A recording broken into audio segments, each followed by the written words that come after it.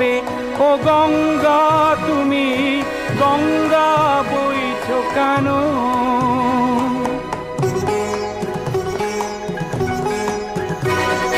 নৈতিকতার স্খলন দেখেও, মানবতার পতন দেখেও নির্লজ্জ অলস ভাবে বইছো কেন?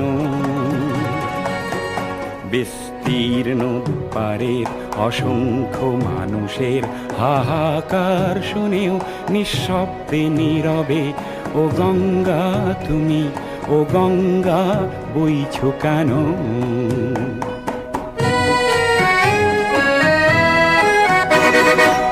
জ্ঞানবিহীন নিরক্ষরের, খাদ্যবিহীন নাগরিকের নেতৃবিহীনতায় মৌন কেন?